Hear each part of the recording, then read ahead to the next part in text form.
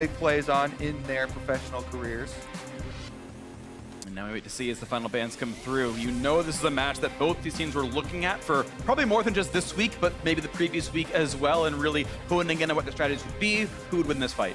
And we've even heard, you know, a lot of the talk about these two teams practicing against each other most, because the top teams generally form clumps of scrims and the bottom teams form more clumps of scrims. Yeah. And they definitely come to know each other fairly well, I'd say. So I'm super excited to see how that displays on stage. Right away onto the Galio, which we've seen more and more become an actual support. CoreJJ's played it the single time, in fact, the only Galio player on his team right now. As far as current split LCS, we know, of course, he can play mid as well, but it's unlikely. So Xayah Rakan grabbed quickly here, and CoreJJ, I believe, has one of those skins for himself. I want to see Zeyzal play it. He definitely does. It's one of my favorites. Will Sneaky play the Xayah skin as well? Give Ruler a shout out, maybe. The Lovers duo, though, interesting early round lock-in here for Sneaky and Zeyzal. Oftentimes, I'll see a all-in, very tanky support in answer, like the Alistar or the Leona into that. They feel like that's 100% a support Galio, and that support Galio is not nearly as tanky or have the surprise factor engage without the flash that can really punish a Rakan the same way those other two can. So that's why C9 are bold enough to go with this double lock-in. Now, what's interesting is I've heard different opinions on how good of a laner Galio is. I agree he's not super tanky unless he can trigger Aftershock. That cooldown you can play around, but if he does land E into the taunt right afterwards, that's 2 stacks in the Kai'Sa passive. You can burn down a Rakan, who is actually a low health champion, but it's one where you have to play aggro to make that work.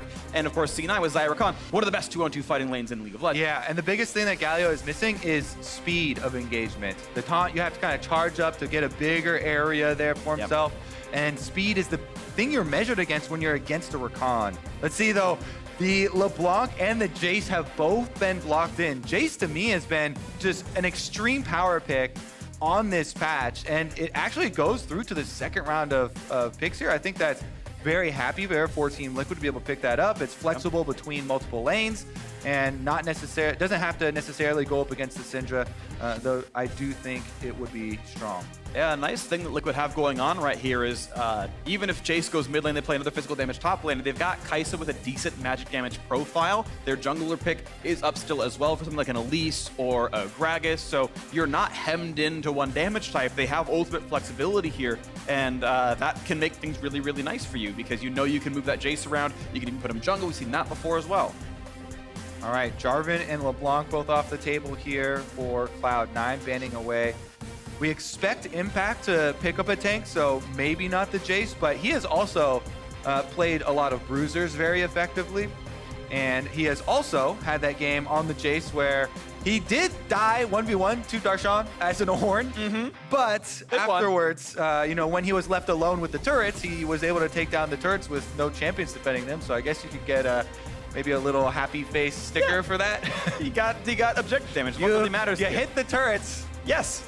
He didn't run away from you or outplay you. Aatrox will be the grab here, though, and of course that can still go jungle or top lane, so C9 going to wait to see what comes through and make sure they get the matchup that they want. Team Liquid now have to show their entire lineup. And I think that both Niski and Licorice have had very strong games on Aatrox, so I would like to see one of these solo laners take it. Licorice had an amazing flank around to win the game for them versus TSM, a hard engage. Niski as well had solo kills against Huhi in the mid lane, and they were able to win that game as well. So I really like the solo lane Aatrox for Cloud9. Sejuani here locked in. Both those players, the jungle players, very accustomed to this pick as well. Okay. Does work very well with Jace. He can go melee form and stack his sons up very quickly. Well, it's kind of what we expected. Jace looks like it's going to the top lane as Orianna will be the matchup into Syndra here after weathering the single LeBlanc ban from earlier on. So Cloud9 now know their matchups. Is it Aatrox into Jace, or does it go jungle and you pick a different counter pick? York would have been my go-to, but of course that was banned away. Team Liquid don't want to see that matchup at all for themselves. So Licorice, what is your pick against this? And he's going to go for the old callback, maybe. Poppy used to be so good into Jace way back in the day. You just simply withstand the damage forever, and you scale into an infinite tank. You can never land the melee Q on you. It's gonna be really good frontliner, good against Sejuani, good against Galio, good against Kai'Sa. This brings me back to 2018 when Licorice was first put on Cloud9, and we're talking about him being this carry player up in the top side and him trying to grow into tanks. Then he comes out, carries Cloud9 when they're having their rough time, switching a lot of their star players between the academy team on Poppy. Yeah. Not only did he have a massive laning phase for himself in the 1v up off top side, he made a lot of team plays and good flanks to get those charges into the wall off.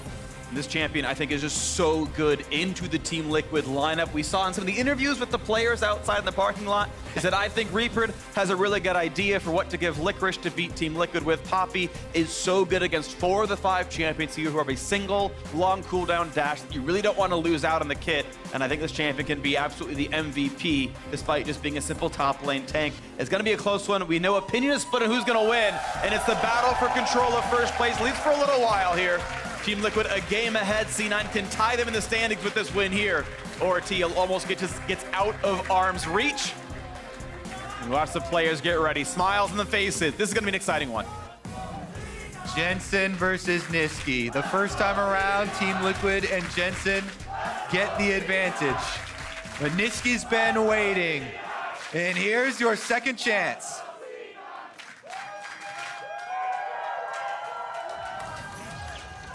Summoner's Rift, here we are. Team Liquid in first place, Cloud9 in second, but that could all change in about 40 minutes here. As the base gates drop, let's see what the level 1 strategy is. North America's best domestic and international performing teams going head-to-head right now for a lot of bragging rights, but also a very big step up in the standings as far as who will likely finish in the first place spot. If Team Liquid get the head-to-head victory here, you know, winning both games in the regular split versus Cloud9, yeah, it becomes very hard to knock them down the standings. They would have to lose to the other teams. They'd have to lose 3 of their next 5 games. And they just haven't done that. Yeah, they haven't lost 3 games, period. Now, of course, we do have a word with the Cloud9 coach about this match. Thanks, guys. Reaper, Team Liquid versus Cloud9. Now you have trained them both. Jensen versus Niski. Who is the superior mid laner? They both are pretty similar concept. They don't like the loam. They want to stay the mid. So I think Syndra have a better matchup into Orianna. So this time around, Niski can shut down Jensen. This time around. All right, well, this time around, that's the game that counts. Reaper, thank you and good luck. Back to you guys. I like the way he said that. Who's better? They both like to stay in lane. That's called dodging the question, Reaper. We all know you think Jensen's better. Whoa! But He would have words said in his Niski if mouth. he meant it. Honestly, though, the Syndra-Orianna matchup to me has been so interesting because, as Reaper is alluding to, the Syndra does have an element of kill pressure versus the Orianna for a lot of the game. You know, once you hit that level 6, the Orianna does have to watch out for that. But there's a reason Orianna is often picked into Syndra. Here we go, jungler approaches! Level 1, now level 2, but he has the red buff. He's going to have the first knockup. Oh, There's no flash. He misses. He misses the knockup. Svenskaren's got no way out. And he gives over Jensen a bunch of gold. After all this time, Svenskeren also playing against his old teammate there, goes too deep under the tower. As soon as that started, I had that feeling. You know, as a jungler, you do this sometimes, diving in on solo laners just too deep. You're not going to be able to get that kill. There's a heal on this Orianna. Orianna's almost always will run heal or barrier. Who got the scuttle? Was it double lift? Double. Double lift got it. Zeyzal, good attempt there. But double lift in the bottom lane is able to push up the lane. They are winning it as we have seen so often. But let's take another look at this tower dive here. Svenskeren makes a red buff level 2 gank versus old mid laner, then goes in deep. He flashes, doesn't hit it, and that wasn't even the third one. Yeah. So Jensen dies if he flashes right. That's for sure a kill if he flashes the right distance, but he flashed too far. All right. He overshot it. Well, down to mechanical misplay there then. Just mechanics. Oh, that's a heartbreaker, but it happens here, and it's a 500 gold difference for the early first blood. You don't get quite the full assist pool very early on in the game, and It is a 700 gold lead now for Team Liquid as Impact is no surprise pushing in top lane, but last time I saw this matchup, it only took about 4 levels to turn around and Poppy would become invincible. Smithy getting to steal Krugs away, and Svenskeren knows it's probably missing. Yeah, he can pick up the little babies he left behind, I believe. Maybe 20 gold in his pockets. But as we started to talk about, the bottom lane, once again, Double Lift and Core JJ. Probably the best bottom lane in the entire league that we have. Oh, yeah. They're pushing up against Zeyzal and Sneaky. They've got a CS lead for themselves early on. They even were able to go up and get the Scuttle Crab, which is such a huge benefit of having a winning bottom lane. They saw the junglers go mid, so they knew they had a free route towards the Scuttle Crab. Yeah. They get even more money and safety and vision for themselves. Galio has the on-demand. Oh. Now a top lane fight. This time Svenskeren's game's gonna work out. And they get that kill picked up. Looks like bot lane is safe. Project didn't do anything with that taunt over in that Impact rush. Chase does get killed again. This one wasn't a solo kill. Nope. You know, jungle gank, yes. But as you were saying, Poppy here for Licorice has been such a strong champion, even though it is a tank. Here we go. He's going to go for the flash stun. Yep. That was really nice. Gets the flash stun, full range there on Impact. But Scaren's able to land the sweet spots this time because of the stun targets. And Impact burned his flash for nothing. He was already chained with the W and couldn't get out of the box, so he's actually summonerless, but now fighting back as Licorice was not In the recalled minion. himself. The minion's doing a lot of work, and Impact now he doesn't have a way out. Licorice is regenning. He's got the shield. He's got to pick it back up. Gets the grasp. But yeah, Xmithy's there. 2v1, a taunt, a tackle. He's buying a little bit of time, but certainly the kill must go over. There's no way to go. He's got a turret in front of him. Impact gets the trade kill. Licorice overstayed. And Xmithy comes here to right what has been wrong for Impact. They get the kill back. He pushes in the lane. That means Svenskeren, though, does see the Sejuani up on the top side, so he's going to get the next bottom scuttle that spawns here, try and get some more safety for the C9 duo. Turn that one right back. It was 5 CS plus the Scuttle Crab separating these bot lanes, and now they're about the same spot. And because Xmithy got a lot of experience while these minions and while Licorice died in the top side, it was pretty much a full level up over Svenskeren there. Svenskeren just dinged level 4 off the Scuttle. So the Aatrox a little bit behind in experience as they've both been trying to output early pressure in this game. And the game is still 700 ahead. Team Liquid doing a good job of this one. Good trade out from Niski. Triggers Electrocute there. Has the cleanse for a later Sejuani gank. And we've hit that level 6 mark where the Syndra has huge kill pressure on the Orianna. So Orianna tries to stay back, dodge the Q spawn to just go for the CS.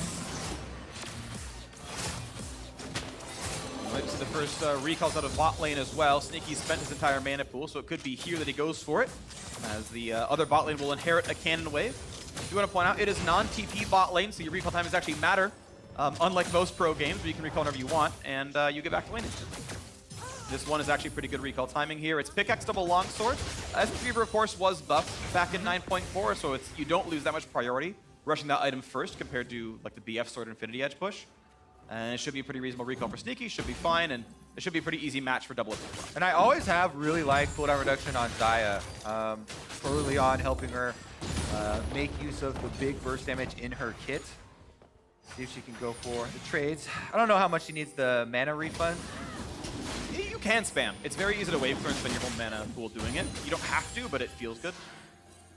Regardless, we are going to see Sejuani shown on those wards the observers passed over in the red jungle here. Those wards actually going to pay double dividends. They'll see the Galio from here after recall. Very common for, between the 4 to 10 minute mark for supports to head out through a different lane rather than heading out through bottom. That's to go on help your jungler with warding. Try and maybe make a pass at ganking one of the solo lanes if they're in good positions. Here now, Sejuani is going for the invade and has made his way around. This might be... Sejuani's coming around. Nice job getting away from that one. Jumping away. Just the flash came through, so Court today down a summoner. All right, definitely going to be a little bit more vulnerable here on the Galio. Not level 6 yet either, so he can't help out with a jungle invade if they do see Svenskeren. Smithy's got the timing here, though, on the blue. Should be able to get low enough. Might be a smite fight, though. He's getting here pretty quick. Pretty close. It's going to be almost enough, and yes, he smites it away, and Svenskeren not able to steal that blue for himself. So nice one by Xmithy, gets in the jungle, gets something out of it, remains a camp ahead. Meanwhile, on the top side, since they had the jungler influence here, and Licorice has been able to get his early Bomby Cinder, you actually get the push on the Jace, because Poppy can take so much damage with the Corrupting Potion charges, the Biscuits coming through, and a little bit of armor goes a long way, and now he gets to push the lane up, Q spamming, Cinder Hulk burn, or not Cinder Hulk, just the Bomby Cinder burning. Yeah. Little bit of an invade here. They don't quite find Xmithy at the Wolves, but they do leave behind this controller that'll scout him soon. Car's losing a bit of that as well, so they know where Spencer is. And look at that, Licorice is taking the farm away. We know the teleport is down for impact. Has to walk away because he'll pull aggro. So the W actually makes him take 2 turret shots. The obviously would have done it for him. Either way, Smithy making his life a little bit difficult, making him drop some potential CS. Yep. Very happy to get that turret plate, though, as Poppy pushing that into the wave. Sneaky. Also, as you're saying, spamming out a little bit to push these waves on bottom side. They haven't been able to actually damage the turret, though. CoreJJ and Double are finishing up these minion waves before they damage the turrets. So far, though, all plates have gone to Cloud9. One in the mid lane, one on top side, and those 2 solos slowly getting a little bit of extra money here. Really bridging the gap of what these kills have been. Niski, I want to point out that despite the actual assist gold for First Blood going over to Jensen, it's CS lead for Niski. Keep in mind, just had to burn summoners as a result. As sometimes those summoners can make you lose a bunch of CS, so somewhat expected results here. And again, the Syndra with the kill threat definitely does get a positioning advantage in lane, whereas the Orianna has to be much more reactive.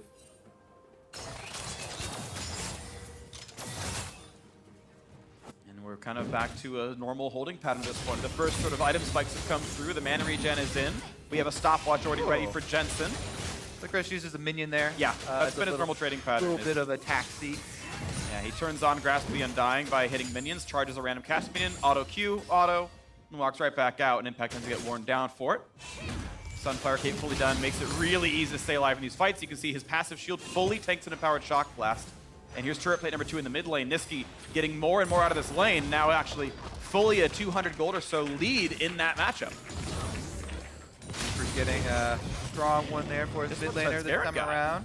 Yes, but oh yeah, actually the tip of it there was able to finish up the blue.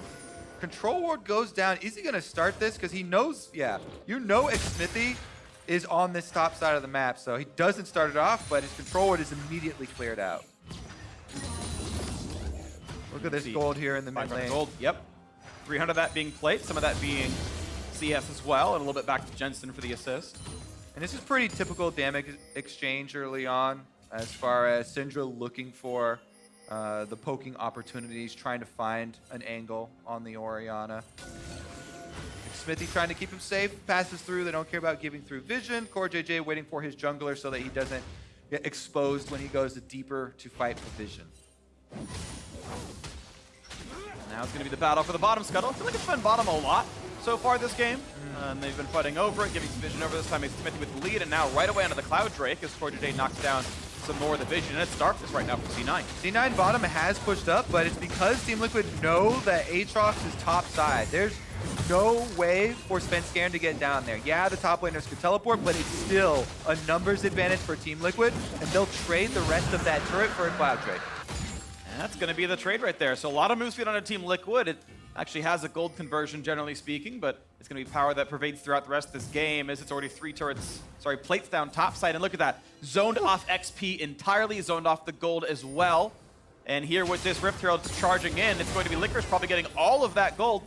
Oh, right, sorry, he hasn't summoned it yet. Eventually, he's going to kill the Rift Herald and probably send a top lane. Yeah.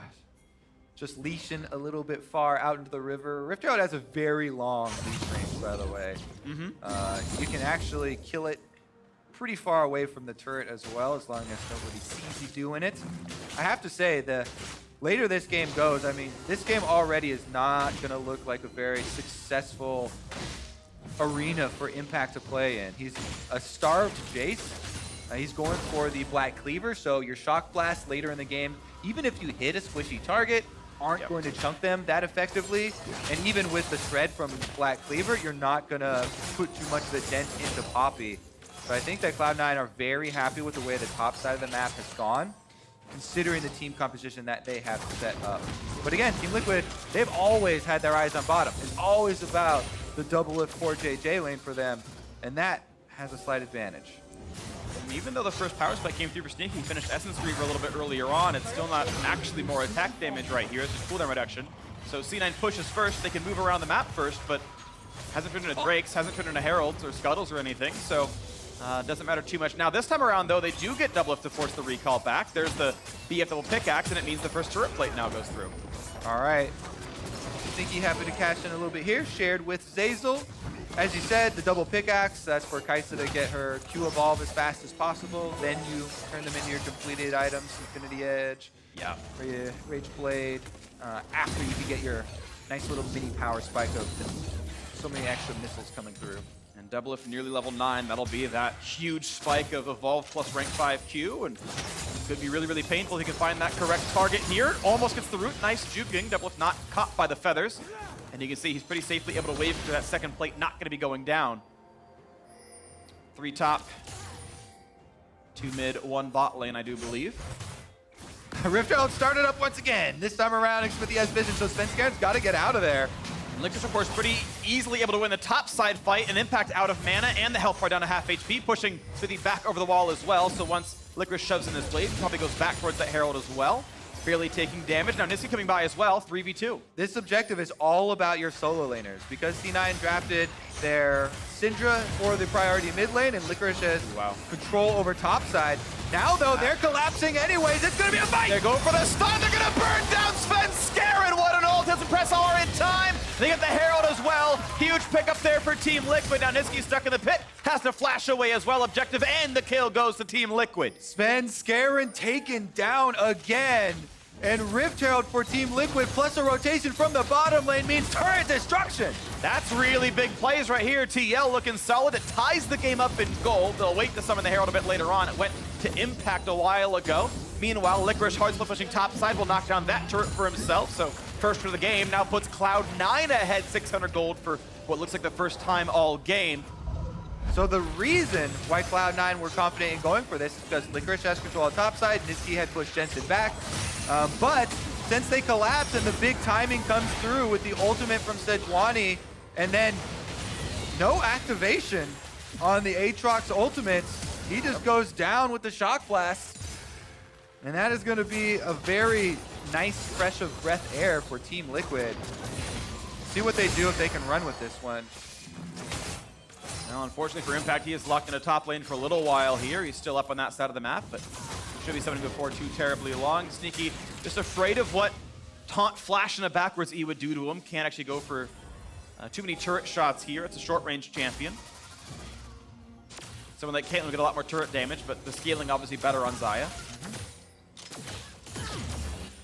We're gonna just keep on pushing, and now this could be difficult. Impact, yeah, immediate flash, knows what he's caught out. Out he goes.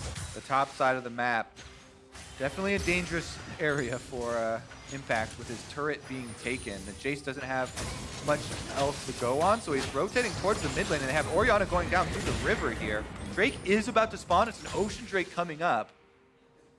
Rift Herald activation, that charge, you see the health on the turret. Oh, it'll die. Yeah, that plus, it's gonna need a little tiny extra than just the charge, I think. I think without plates, let's see. But you're right, Kobe. Bigger brain. Wow. Get it. I'm actually surprised without plates that turret didn't fall, but it is going to stay alive. And you look at her still goose egg on turret destruction so far this game. And we wait to see now as Ocean Drake spawns up 17.5 minutes into the game.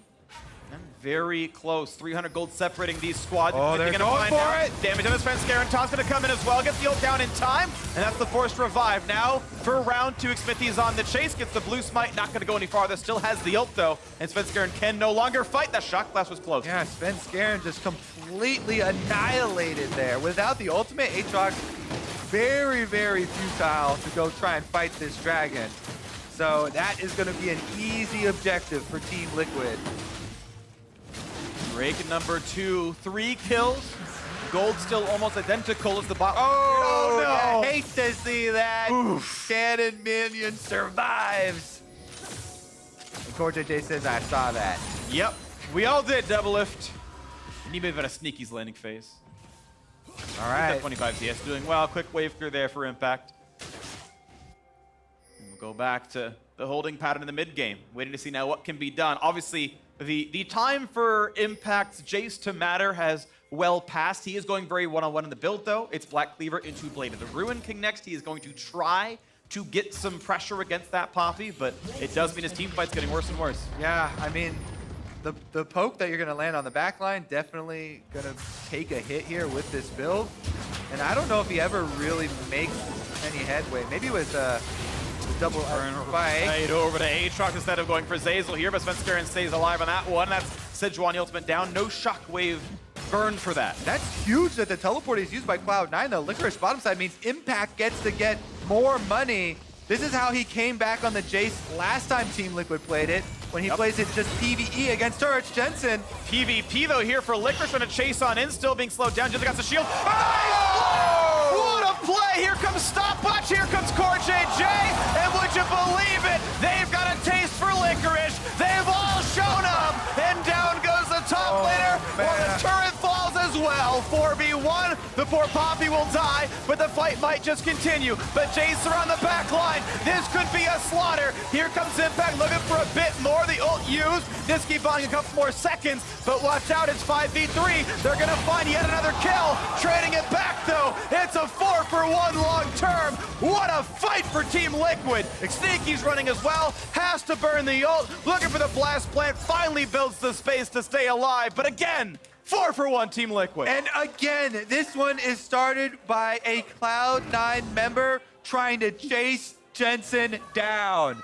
Over and over again, his old team just spending a bit too much trying to kill him with too many answers from Jensen. He holds on to the stopwatch till the last second. He has the Galio come in. Core JJ says he's got a new support now. Yep. And he's here to save the day.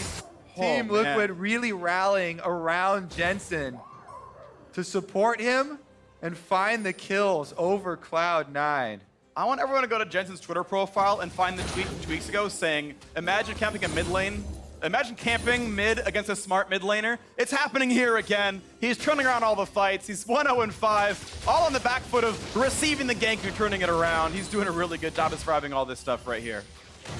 Oh, he got it. That's okay. Better than double lift. We all knew it. Calculated. 90 gold.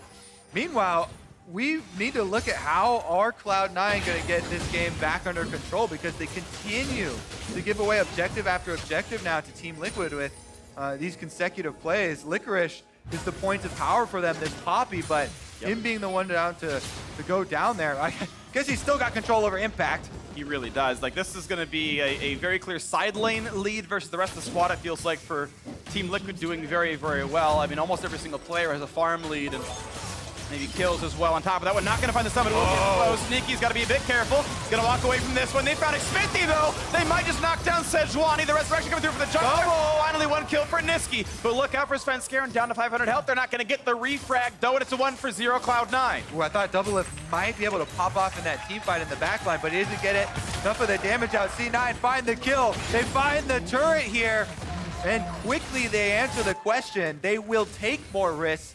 This is what everyone has said with the eye test, looking at these two teams. Team Liquid, much more calculated, but Cloud9 will continue to fight, look for these opportunities long into the game. Here's another replay of how it started out with Licorice. Going for Jensen, it was over a ward, so they saw him walk by this wall. He sees the opportunity, he knows he's got his charge coming back up, goes for the flash into the wall.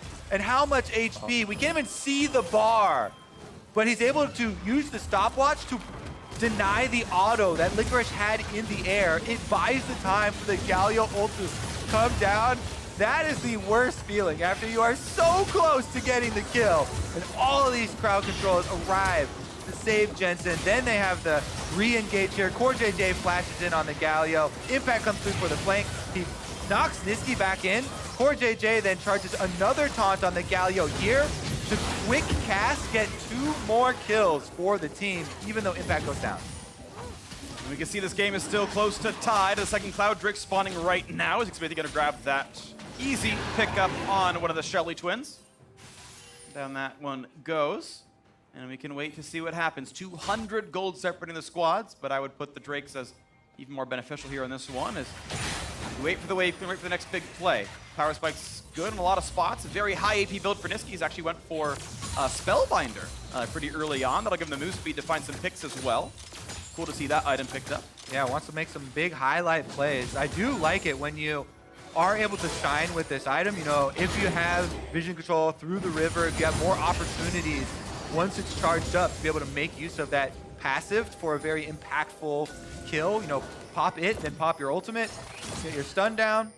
It can have a very big single impact. Meanwhile, Jensen going the defensive build because he's been on the defense the whole game and it has worked out. The Banshee's Veil comes up for a very critical spell block. Yeah. He'll also be positioning much further back. That's what you always want to do here with Orianna.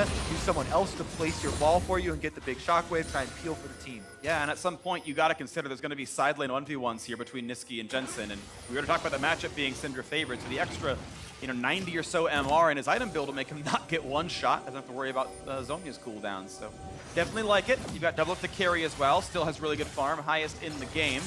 Matched closely by some other members. Not just yet here. Now Licorice in the 1v1. This time you can see Impact getting some decent damage through. He's got the Rune King completed, and is actually putting a dent in the health bar. Yeah, with Conquer, with the Blade of the Rune King percentage damage, and the Black Cleaver Shred now all coming together. Even after losing the early game, he committed to this build so he could have this advantage where he can actually chunk out the Poppy a little bit. Team Liquid looking a bit confident now, rushing down this Cloud Drake, and Cloud9 a bit slow to come in. They're moving nearby, but not to contest for the play. Instead, it's to test for the kill.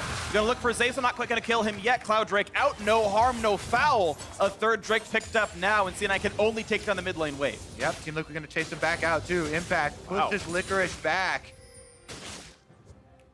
Let's see if they can actually push up here because it looks like Smithy's leading the charge into the enemy jungle. It's Svenskeren. Charge down for 3 more seconds. Got to wait for the E cooldown to come back up. Getting stunned up. Here comes Kaisa, but again, that E is always going to come back up in time, and Double is kind of burning his ult for not much. It will still be the turret going down, and the 1v1 build coming through for Impact, paying its fruits forward and knocking down an outer turret while pushing Licorice out of lane.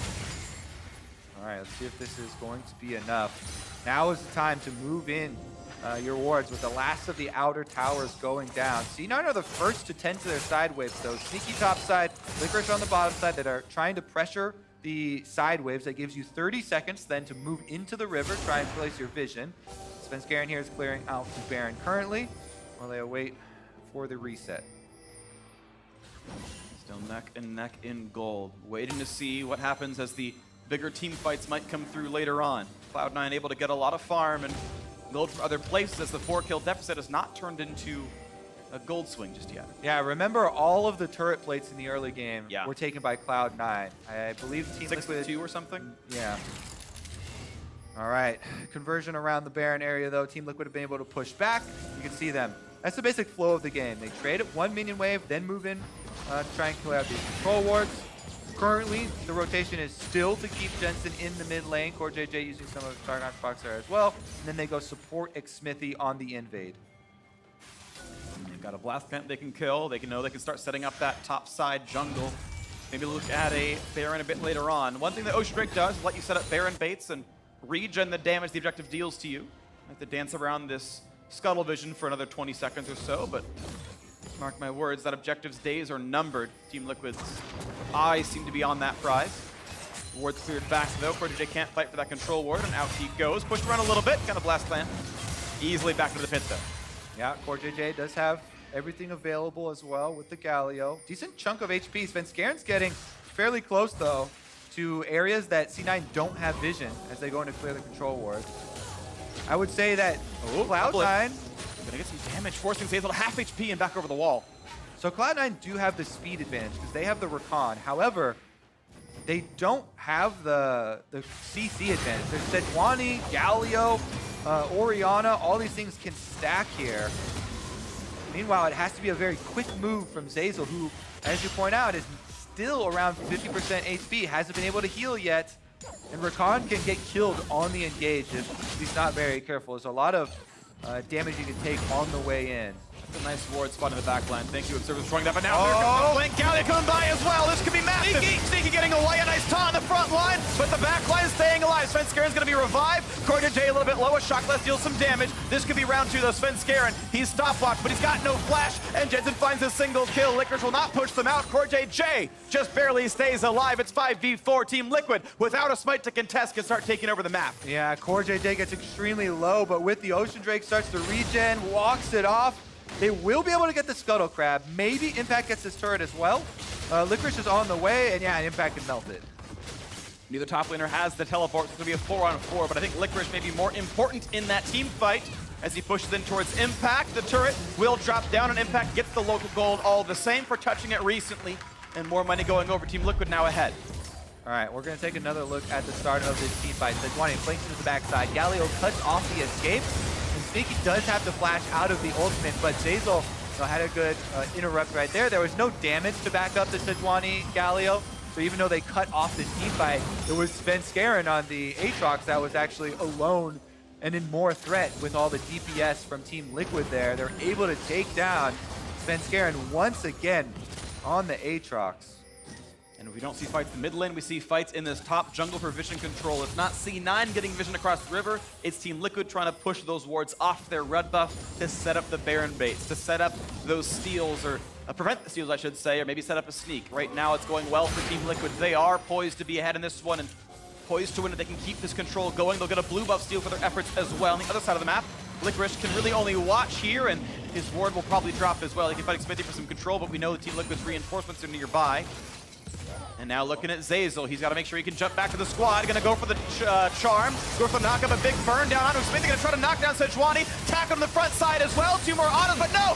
Sneaky is stunned and he's shut down! What a kill for Smithy! And suddenly they're gonna find a second one as well. Licorice is gonna drop. It's a 2-for-1 as a single trade kill comes through for Svenskeren, but it's only on a support. 4 versus 3 on the map. Yep, Team Liquid have complete control right now. Ocean Drake healing up the Sejuani, as well as I believe he bought a Warmox. So they're going to be back to full health and continuing sieging. And this could be pretty easy. There's a lot of carries missing now. One of the big tanks and the big damage threat is gone. Pushing forward as Jensen doing a bit of damage for this team. Not going for the turret, they're going for the Drake. They're stacking those up instead. They know later on down the line when this drops and the Elder Dragon spawns, either objective trade is good for Liquid. Getting a Baron makes you siege, getting a 5-stack Elder is great for closing a game out. And again, they take the route with very little risk. Able to pick up the Ocean Drake. Afterwards, here's another look at how it started. Xmithy in the jungle, they have vision on him. They decide to go after the Sejuani here. Zeyzal, as we said, on the Rakan, it's an interesting champion because all you really have is the speed of your engage with your ult and that combo, and they use it on the Sejuani. They aren't able to get the kill. Licorice did follow it up with a knock into the wall there, but there's no damage around to really convert on this kill, so it's a lot of their initiation used on a very tanky target that they don't have the DPS in position to capitalize on. And now, I also want to look at the experience levels. Smithy gets knocked up though. This time it will be the year of the pig. It's on the menu. Cloud9 pick one up. They're going to look for doing a little bit more than jungler gone. Yeah, big difference when they've got 4 extra people surrounding Xmithy. They take down the Sejuani. Let's see what they can do after the fact. And as they push in, they're going to take down mid lane priority, push these waves aggressively, force Liquid to react to that. They've got these 25 seconds to work with. They've been losing control of this game. We saw it last weekend against TSM. Like, I don't know how to get back into this game. We're losing control everywhere, and they found some big flanks. They found some missteps, and they got their openings. Maybe looking for one here as Core JJ spotted on top of a ward. As they put it down and they get rid of some of this vision. C9 temporarily now have vision control their own side, but have yet to clear all the wards outside the pit. Scuttle Crab being a big deal there, and it will be a kill that turns into about 3 wards changing hands, and otherwise no major map changes. Impact has the inroads in the bottom inhibitor turret, though, and no one's answering him. He's going off to kill the minions. Sven wants to flank. They've got a few moments of 5v4. There is no TP for Impact. Can they get in, though? Yeah, the map very dark for Team Liquid, but they do have the Scuttle Crab, so that's why they're not as worried about Cloud9 actually starting up the Baron. They know they're probably just lying in wait here. Out. Minions are heading up on the bottom side, almost at the turret as well, and here goes Cloud9 circling around. Forward spotted, sneaky bit of a tackle there. Svenskeren, that half HP though. In goes double lift, trying to get the big kill coming across the shield. Oh They my! might knock down Svenskeren. In the front line is Licorice, very, very tanky as well, but they force the revive. Double lift, 1 versus 2 in the jungle in support and winning out on that as Licorice is forced off as well. TL come out ahead of that fight. Double lift takes Svenskeren out of this play by trading ultimates there and the health bar being chunked out. Svenskeren has to go back to base. There's no other answer. He's got to With try that- instead. Here we go. Okay, he's got smite, he's got flash. It's no ult. going to be a one-way No vision. mission. Control ward comes across. C9 might look for the play core today on the wings, waiting to ult for himself. Health bar is getting a bit low. Aftershock trigger, then turns off. 3,000 health, and the ward is gone, but C9 can see inside the pit a little bit. Bit of damage coming through. No one's going to land just yet, but they've caught him out. Zeyzal is gone already, and it's now a 5 versus 3. A root's not going to matter. Not on the tank right just yet, and the stun won't mean much either. Baron is going to reset, though. Now Zeyzal is dead, and Svenskeren still has not healed on the Aatrox.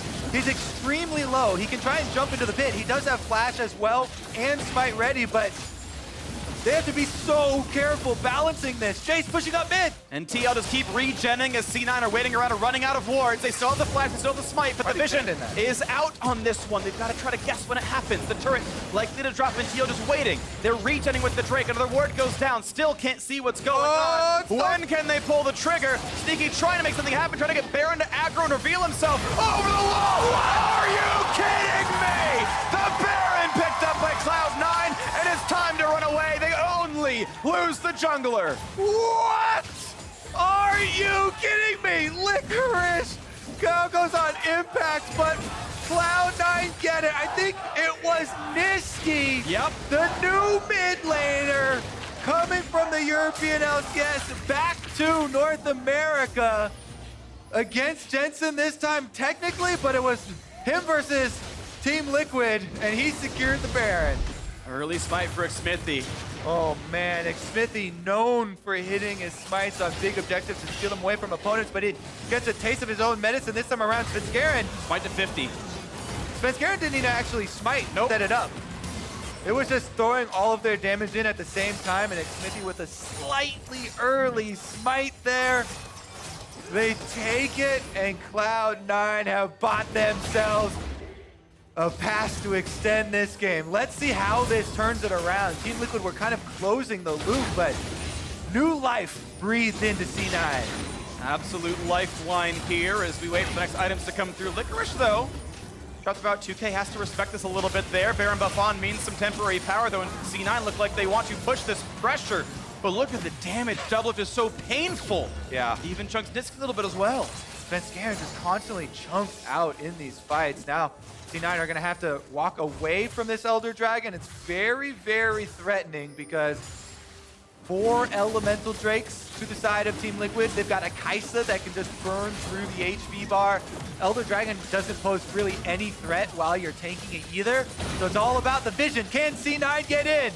And they might just try. 4,000 health on the Dragon. Here comes the stun in the front line. The charm and the knockup as well. The resurrection onto the C9 jungler. Smithy pushed low as well. But Svenskeren stays the number. He's going to drop 1 for 0. Now Licorice very injured. In comes Galio on the wings. Licorice, though, has to flash the shockwave. The Dragon's going to reset, and Cloud9 stay alive. But it's 4 versus 5. And they're going to give this control away. And Team Liquid get the better of the 2 neutral objectives. A 5-stack Elder Dragon. And they'll have a minute and a half with that one after the Baron times out. They've earned this one. Woo. All right, Elder Dragon for Team Liquid, and they are not resetting. They're going to try and use this advantage to open up an inhibitor turret here. Baron buff does buff up your defense as far as trying to get the minions there quicker, trying to make them harder to clear out, but the minion wave for Team Liquid has arrived, and they are going in. And they're going to siege right now. The turret's going to drop for sure. Svenskeren not yet alive to defend this one. And needs the ult the front line anyway. Picks up a Guardian Angel, but the inhibitor is certainly going to die. Team Liquid are in that one off the Dragon pickup and off the kill they got for Svenskeren. Easy reset available for them, and they can take away the jungle on the way out. Well, Team Liquid decide the Baron steal is just a speed bump in the road to Cloud9's base. They pick up the Elder Dragon on the way and make quick work of that inhibitor. Another Try look. again. Yeah. Svenskeren at half HP, has to ult in, and it's not enough for him. Yeah, Svenskeren on this Aatrox has just been paper thin. It's chunked out over and over. This time around, They take him down, and Licorice trying to tank 2 members of the other side. He's forced to flash the Shockwave in the end, so C9 have nothing left for a front line. Or JJ was just so durable. Managed to channel the W at the start of the fight, turn on Aftershock. They couldn't burn him down at all. The shield barely even broke, and yeah, it's a really good start for him. Of course, going towards Locket, has the redemption already. Or JJ playing the front line really, really well. What an addition to this team Core JJ has been. He's so good. Incredible playmaker. He's also such a big voice in their communication, direction in game. Really a whole new look for this team that already had back-to-back championships in 2018. And now they're looking to cement their place at the top of the standings. If they win this game versus Cloud9, that will be 2-0 for the season. They will own the tiebreaker. Nobody else is close to touching them in the standings. Team Liquid, I think the goals are to do what only really Cloud9 have done at Worlds, which is perform well internationally. And they're going to knock down another turret right in their face. Baron buff is timing out, and they've got the stopwatch out of Core JJ. Popio's going to knock back the Sejuani, which is pretty useful, but TL's front line's still pretty durable and still feel pretty good about poking. Middle lane taking damage from the minion wave as well as they sacrifice that top inhibitor, and they just simply wait out the Elder Dragon buff. As the timer is gone, the base is in wreckage. A 7,000 gold lead now for Team Liquid. Teleport come through. Are they flanking? They're going to try. They're going to look for Core JJ, maybe for impact as well. They find a little bit here. But will there be a good chase through? Here comes the rest of the squad, and Licorice at half HP. Don't put them so much damage, they find the charm. Do they have the damage? They do not. Core JJ finds the knockup, and Zeyzal is forced out. The fight continues. Licorice knocked back in the team. Doublelift is so terribly low, but he's got the Guardian Angel anyway, and they will knock down Sven Skarin. The fight continues on the other side of this map, as they find a knockup in from Licorice. It's a 1-for-0 so far. The Shockwave, and it will find 2 kills now. Licorice on the run. Make it now with third Team Liquid. Have pushed Cloud9 out of the mid lane, and 4 vs 2, they're ready to push them out of their own base. Team Liquid were going for the reset. Cloud9 took the fight for a chance back in it, but now they have been punished, and Team Liquid are coming for those Nexus turrets. There is almost no way to stop them now. 4 vs 2, they've got the region, they've got the waves, and somehow 2 must defend against 4, but the turrets will certainly fall soon. Doublelift is full health with a Guardian Angel. They find a stun, but a summoner gets him alive. First turret drops, second turret's gonna drop as well. They'll grab the KDA first,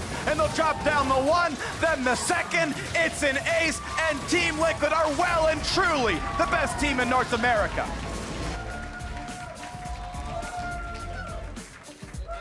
Team Liquid removing any doubt there was and cementing their spot at the top of the standings.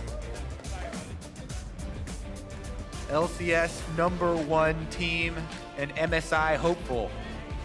2 games ahead, 5 games to play with the head-to-head owned over Cloud9. Matching them will be almost impossible, although it's still the finals matchup everyone's expecting to see. If TSM has nothing to say about that later on. Either way, it's happy. TL still prove they are the best team. They are #1 right now. They have stopped the 8-game winning streak of Cloud9. And even though you had Niski stepping back up 4-2-1, a solid performance on a losing team, it was not enough. The rest of the team could not do as much as him. That Baron steal. That Baron steal was big. He did everything he possibly could have, but 4-2-1 not as good as 4-0-12.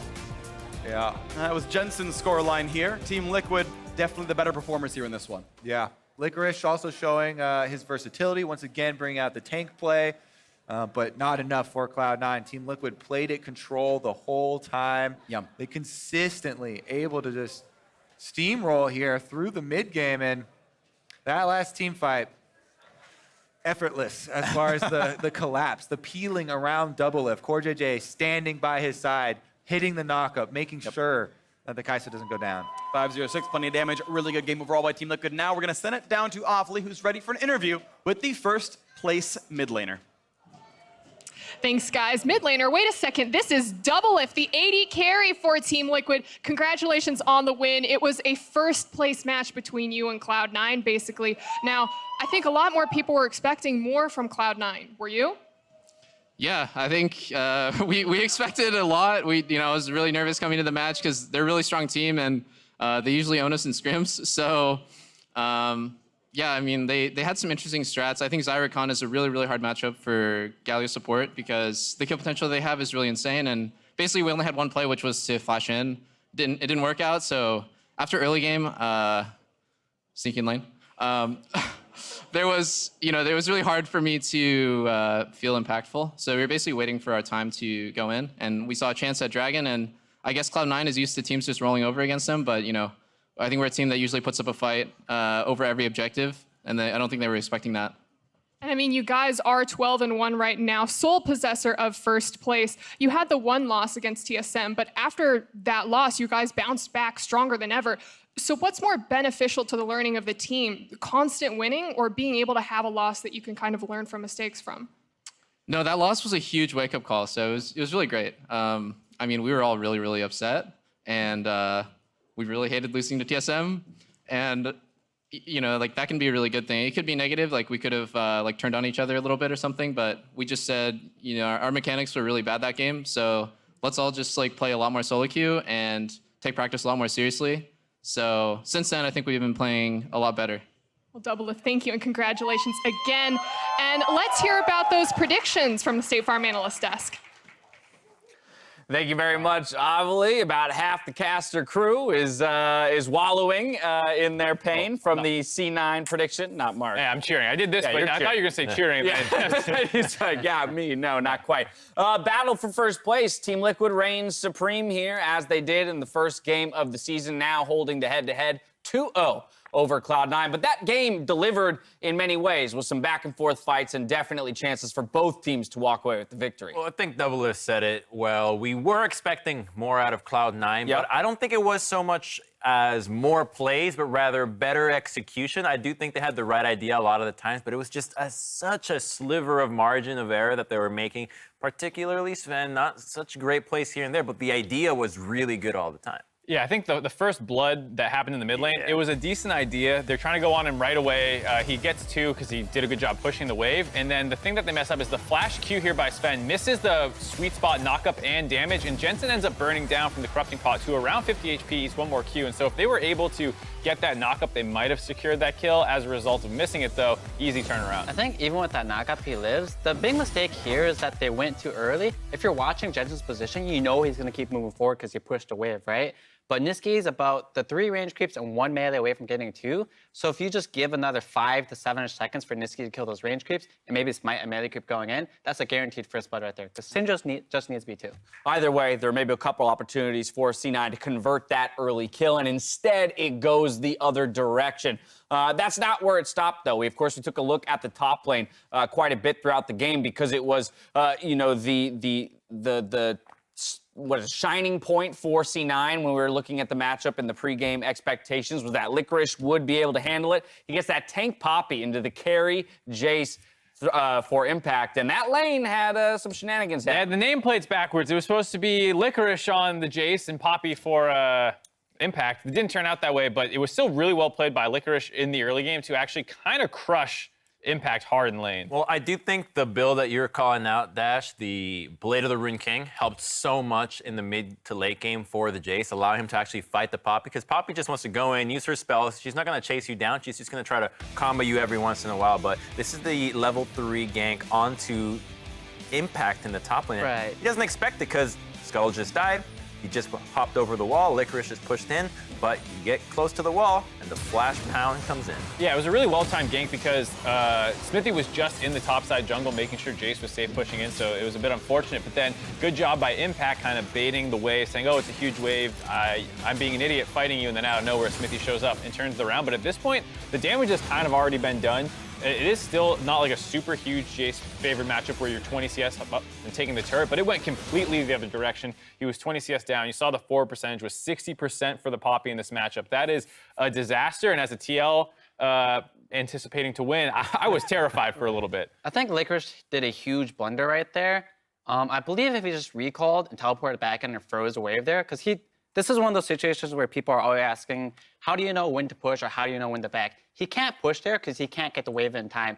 Even if he can push wave out, it's not going to get to the tower, so he has to recall. He greeted for the push wave, gets killed for it, and that entire advantage he just got is now gone. Because you killed the Jace after he TP'd in, and that's huge, but then he just throws it away. We'll have some time to keep hashing this one out and analyzing the game itself, but for now, we're actually throwing it back to Avali for an interview with Niski.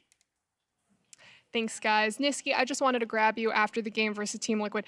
Tough game. Where do you think it went wrong? I mean, I feel like we had all the tools to win the game, especially after we got an advantage on the top lane, like for Licorice. And the early plays we made were not that bad, I think. But I think it went wrong first at the Herald, where we should have won that fight, I think. And yeah. You guys did have close moments. You and Licorice had that coordinated Baron steal play that was really exciting for the team. But so this was the fight for first place. You guys are still holding on to second, and you have the rest of the split to rack up wins. So what are you really going to be focusing on for the last few weeks?